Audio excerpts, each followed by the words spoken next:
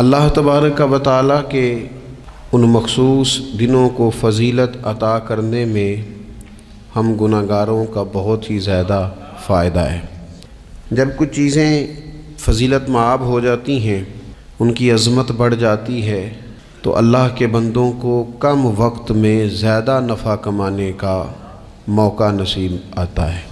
نبی اکرم نور مجسم شفیع معظم صلی اللہ تعالیٰ علیہ وسلم کی امت کو اللہ تعالیٰ نے بہت ساری ایسی چیزیں اپنی رحمت سے دی ہیں کہ جن میں عمل تھوڑا ہے، اجر زیادہ ہے۔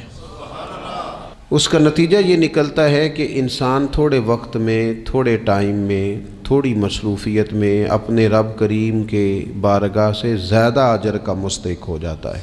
انہی مقدس معتبر معنی خیز ایام میں ایک بڑی فضیلت، زیادہ عظمت والا مہینہ ماہ رمضان المبارک ہے۔ قرآن مجید نے صراحت کے ساتھ اس ماہ مقدس کا نام لیا ہے۔ کیا معنی ہے؟ کہ یہ وہ مقدس مہینہ ہے جس کا میرے رب کریم نے نام لیا ہے، اللہ نے نام لیا ہے۔ شہر رمضان الذی انزل فیہ القرآن، فرمایا رمضان کا وہ مقدس مہینہ ہے جس میں اللہ نے قرآن نازل فرمایا ہے۔ اس ماہ نور، ماہ سرور کا نام نامی اللہ تعالیٰ نے قرآن مجید کے اندر ذکر فرمایا۔ حضرت سلمان فارسی رضی اللہ تعالیٰ عنہ ارشاد فرماتے ہیں کہ شعبان المعظم کا آخری دن تھا، اگلے دن رمضان شروع ہونے والا تھا کہ رسول پاک علیہ السلام نے ہمیں رمضان کی فضیلت پر خطبہ ارشاد فرمایا۔ آپ اس بات کو غور سے سمجھیے کہ ایسا مہمان جس کے آنے سے پہلے اس کی فضیلت بیان کی جا رہی ہے، اور فضیلت کون بیان کر رہا ہے؟ امام الانبیاء صلی اللہ تعالیٰ علیہ وسلم۔ یہ صرف ہمارے دلوں کے اندر، امت کے دلوں کے اندر اس ماہ مقدس کی فضیلت کو اور اس کی عظمت کو بٹھانے کے لیے کہ پوری طرح تم اپنے ذہن میں اور اپنے دل میں ایک بات بٹھاؤ کہ ایک عظمتوں والا مہینہ تم پر سایہ فگن ہونے والا ہے، عظمتوں والا۔ حضور نے ایک دن قبل اس کی فضیلت بیان۔ ہمارے ہاں یہ ہوتا ہے کہ ہم کسی چیز کی اہمیت کو لیتے ہیں لیکن سمجھتے ہیں کہ یہ کوئی روٹین ورک ہے، یعنی نارملی ہر سال رمضان شریف آتا ہے، اپنے وقت کے حساب سے چاند بدلتا ہے اور اپنے وقت پر رمضان شریف آ جاتا ہے۔ ہم سمجھتے ہیں کہ مطلب روٹین کا ایک معاملہ ہے، ایک روٹین کی چیز ہے۔ لیکن اگر آپ اس کو اس نظر سے دیکھیں گے نا کہ اس مہینے کے آنے سے پہلے، یعنی ابھی ایک دن بعد آنا ہے رمضان کو، اور آنے سے پہلے حضرت سلمان فارسی فرماتے ہیں کہ نبی پاک نے ہمیں باقاعدہ بلا کے خطبہ دے کے رمضان کی عظمت ہمارے دلوں میں بٹھا، یعنی فکری طور پر اور ذہنی طور پر امت کو تیار کیا۔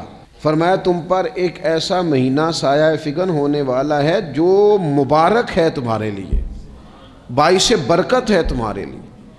تم اپنے آپ کو ذہنی طور پر تیار کرو کہ ایک ماہ نور تمہارے قریب آ رہا ہے۔ جو رمضان، اسلامی عبادات جتنی بھی ہیں نا، وہ مخصوص پوجا پاٹ نہیں۔ اسلامی عبادات میں سے کوئی عبادت بھی ایسی نہیں جس کا مقصد ہی ہو کہ آپ نے اتنے وقت سے لے کر اتنے وقت تک فلاں عمل کرنا ہے۔ جتنی بھی عبادات ہیں اسلامی، وہ اپنے دامن میں کوئی نتیجہ رکھتی ہیں، کوئی رزلٹ رکھتی ہیں، اس کے ثمرات انسانی زندگی پر مرتب ہوتے ہیں۔ انسان کو تزکیہ نصیب ہوتا ہے، اس کے باطن کو صفائی نصیب ہوتی ہے، اسے خیر کرنے کا موقع ملتا ہے، تربیت کے بہت سارے مواقع اس میں پائے جاتے ہیں، بہت سارے اسرار و رموز کے ساتھ اسلامی عبادات ہیں۔ یہ جو رمضان المبارک ہے نا، یہ جو روزہ ہے، یہ روزہ اپنے دامن کے اندر تربیت رکھتا ہے، تربیت۔ یا ایھا الذین آمنوا کتب علیکم الصیام کما کتب علی الذین من قبلکم لعلکم تتقون۔ اے ایمان والو، تم پر روزے فرض کیے گئے جیسا کہ تم سے پہلے لوگوں پر بھی فرض کیے گئے تھے تاکہ تم تقوی اختیار کرو۔ روزہ تمہیں پرہیزگار بنائے گا، تمہارے اندر سے جو نفسانی چیزیں ہوں گی انہیں نکالے گا، اور اللہ تبارک و تعالیٰ کی طرف تمہارے دل کا رجحان ہوگا، تمہاری روح کا رجحان ہوگا، تمہیں تزکیہ دے گا۔ روزہ انسان کی تربیت کرتا ہے، انسان کو روزہ ذہنی طور پر تیار کرتا ہے کہ اللہ کے حکم کے مطابق کھانا ہے، اللہ کے حکم کے مطابق پینا ہے۔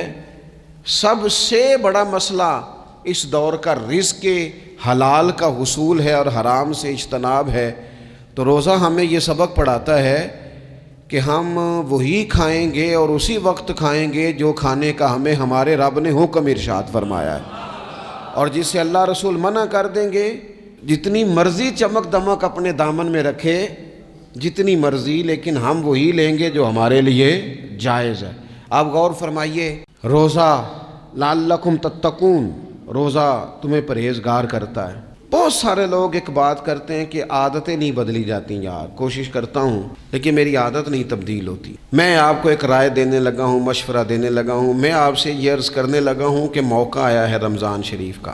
رمضان میں نا بندہ روٹین میں اپنی عادتیں بدلتا ہے، کسی کو سویرے 7 بجے کھانے کی عادت ہے، کسی کو 9 بجے کھانے کی عادت ہے، کوئی صبح ناشتہ نہیں کرتا، دوپہر میں ہی کھاتا ہے، لیکن رمضان آیا تو عادت بدل گئی۔ 7 بجے والا بھی نہیں کھا رہا، 9 بجے والا بھی نہیں کھا رہا، دوپہر والا بھی نہیں کھا رہا، سارے سحری میں کھا رہے ہیں۔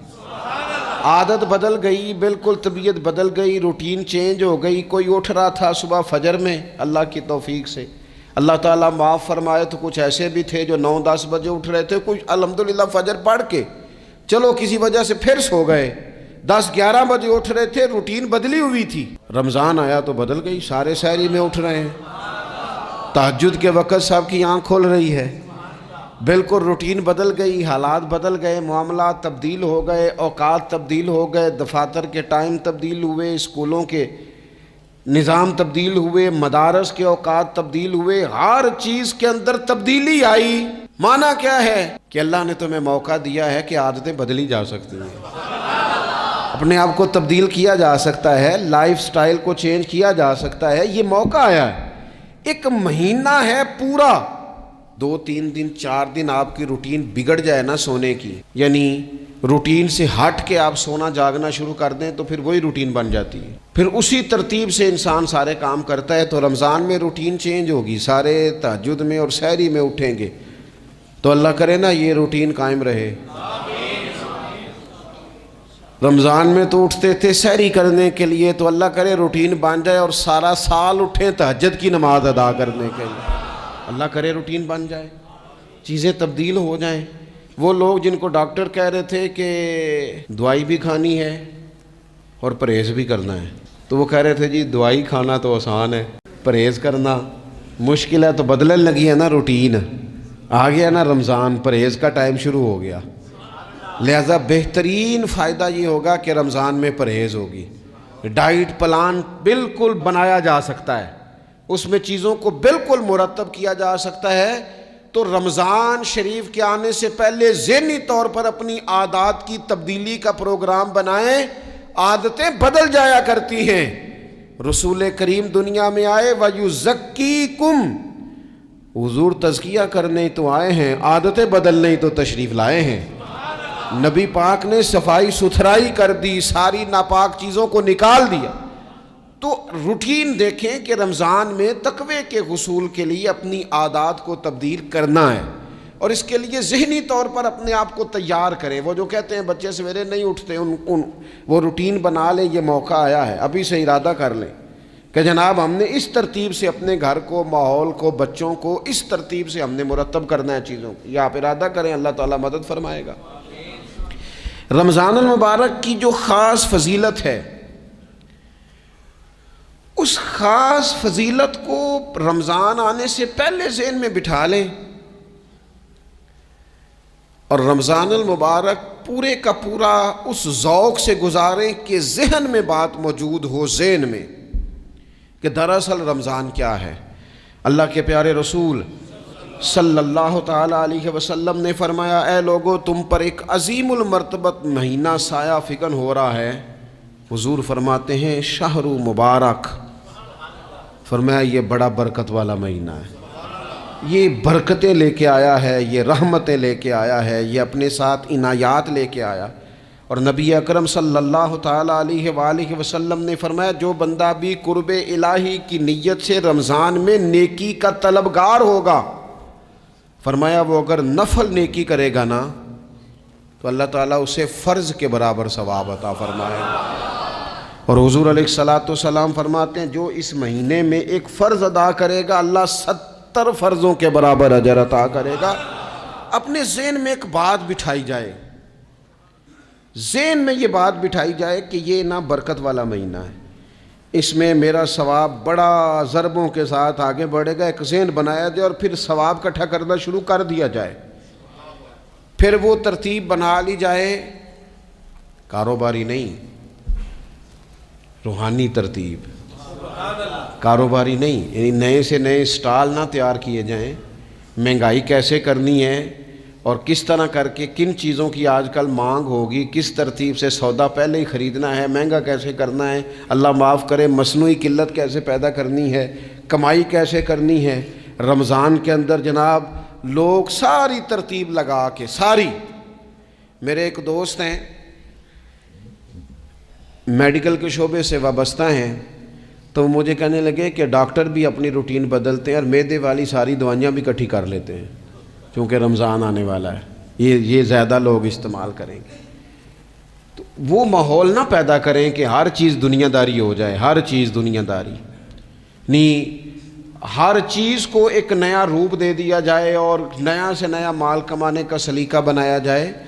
میں اکثر کہا کرتا ہوں کہ رمضان تو اس لیے تھا نا کہ اس میں کم کھانا ہے، تھوڑا کھانا ہے، لیکن اگر بندہ کہے کہ میں نے صبح کا چونکہ کھایا نہیں لہذا اب شام کو اتنا کھانا ہے کہ ہفتے سے پہلے ڈاکٹر کے پاس بھی جانا ہے، میں نے وہ سارا پوری کرنی ہے روٹین، تو پھر وہ مقصد کو نہیں نہ سمجھا، پھر اس نے اس خوبصورتی کو نہیں پایا جو خوبصورتی اس کو دین دینا چاہتا تھا۔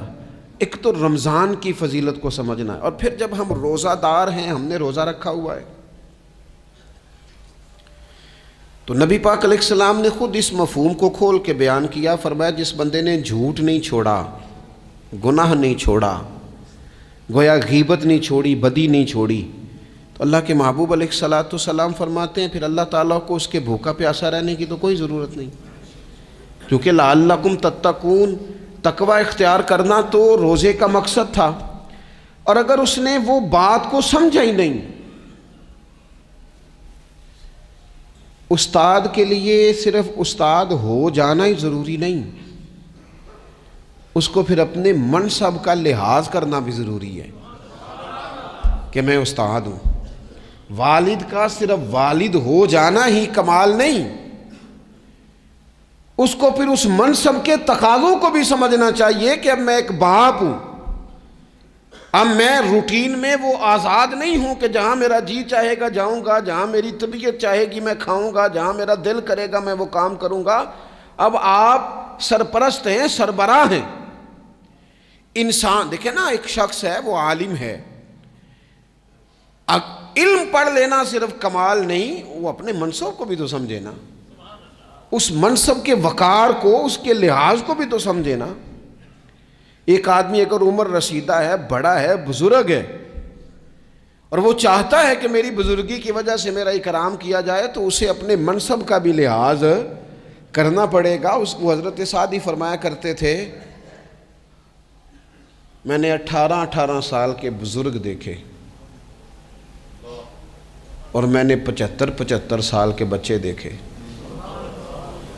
حضور کیا مطلب؟ فرمانے لگے عمر ہو گئی لیکن اپنے منصب کا خیال نہ کیا، عادات بچوں والی رہی۔ اور فرماتے میں نے ایسے لوگ دیکھے جن کو شروع وقت میں ہی اللہ والوں کی صحبت نصیب آئی، تو وہ جو بزرگی ہے وہ پھر عمر کی وجہ سے نہیں ملی، وہ اللہ نے علم اور عمل کی وجہ سے عطا فرما دی۔ تو اپنے منصب کا لحاظ کرنا کہ میرا یہ منصب ہے۔ اسی طرح جب ہم نے روزہ رکھا ہوا ہوگا نا، تو پھر ہم نے اس منصب کا بھی لحاظ کرنا ہے کہ میں روزے دار ہوں، پھر خالی بھوکے پیاسا نہیں رہنا۔ رسول پاک صلی اللہ تعالیٰ علیہ وآلہ وسلم نے پتہ ہے روزے دار کی فضیلت کیا بیان فرمائی؟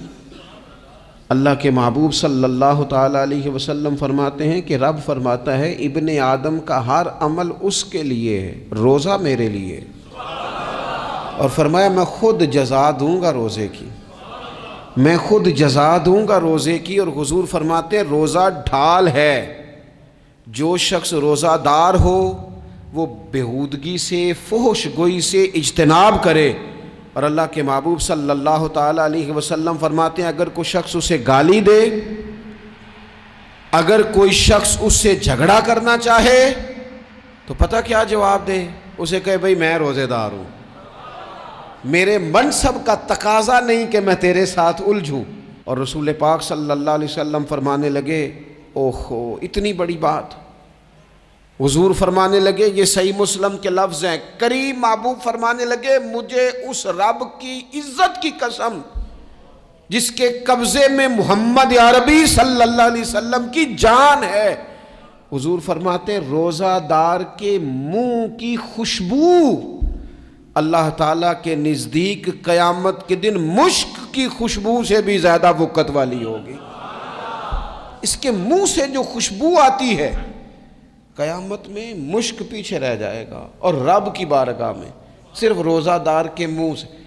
اگر تیرے منہ کی خوشبو رب کو اتنی پسند ہے تو تجھے بھی تو اپنے منصب کا خیال ہونا چاہیے کہ میں نے روزہ رکھا ہوا ہے، میں روزہ دار ہوں۔ اور میرے نبی پاک علیہ السلام کے یہ دو لفظ ہیں نا، وہ صوفیاء ہیں نا، اللہ کے نیک بندے جو ساری زندگی تڑپتے رہے کہ کبھی یہ حقیقت منتظر نظر آنا لباس مجاز میں، کبھی مالک ایک دفعہ کبھی تیرا جلوہ ملے، کبھی یہ حقیقت منتظر نظر آنا لباس مجاز میں۔ لاکھوں سجدے تڑپ رہے ہیں میری جبین نیاز میں، اور جو ساری زندگی کہتے رہے کہ ہم تو عمر دراز مانگ کے لائے تھے 4 دن، 2 آرزو میں کٹ گئے، 2 انتظار میں، یہ دیکھو انہیں انعام ملنے لگا ہے۔ جو اس کی راہ کے سوالی تھے، جو اس کے رستے کے مسافر تھے، جو اسے پانا چاہتے تھے، جو اس کی دید کرنا چاہتے تھے، جو اسے ملنا چاہتے تھے، میرے رسول پاک علیہ السلام نے فرمایا روزہ دار کو 2 خوشیاں ملیں گی۔